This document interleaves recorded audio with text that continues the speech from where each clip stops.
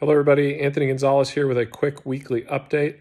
So I want to talk about two things primarily on this update. Number one, the CARES Act, which is in the process of being implemented, and then two, the personal protective equipment shortage.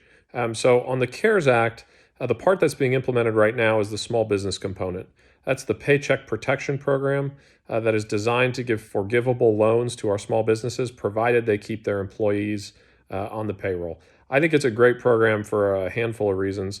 Number one, we want to keep as many people tied to their employment, even if they're not going to work, as possible.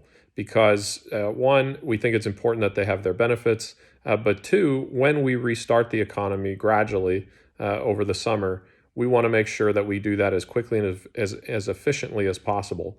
And so the Paycheck Protection Program is designed to do just that. So if you're a small business, we've been pushing a lot of information on our social media platforms, but if you are a small business, I'd encourage you to reach out to your bank if it's something you might be interested in and get the process started. I think it's a really important part of the bill and one that I'm excited to see roll out. So that's on the paycheck protection side. On the personal protective equipment side, these are the gowns and masks and all these sorts of things that are in short supply in Ohio and across the world, frankly. I found out some interesting things. So number one, I think it's important to level set and explain what's going on with the personal protective equipment. So most of this equipment is made overseas, primarily in China and the rest of Southeast Asia. And all of the countries that have this equipment have export bans on the products.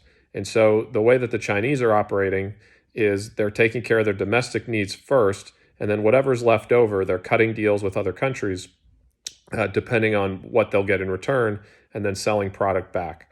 So that's one of the bottlenecks, and that's not just China. Everybody's doing that. They have these export bans. If you want to lift the export ban, then you gotta negotiate.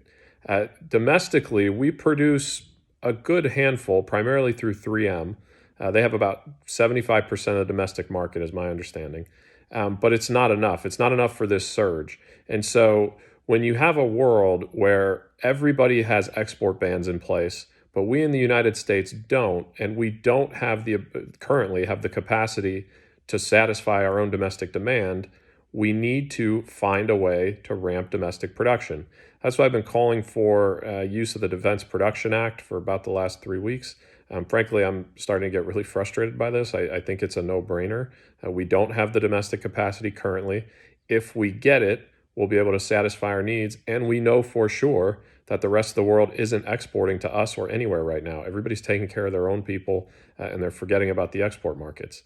That's fine if that's what they want to do, but that means we have to ramp production. And so I'm going to continue to beat that drum. Until we do that, unfortunately, we're going to continue to have these shortages.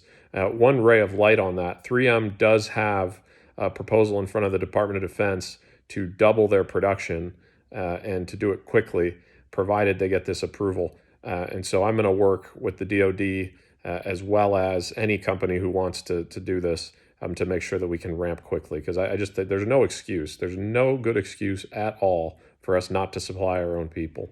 And so I'll be working on that. In addition, we've been doing town halls, teletown halls every Thursday. We'll continue to do those next week, so be on the lookout for that. As always, thank you for allowing me to be your representative. Have a great weekend. God bless. Thank you.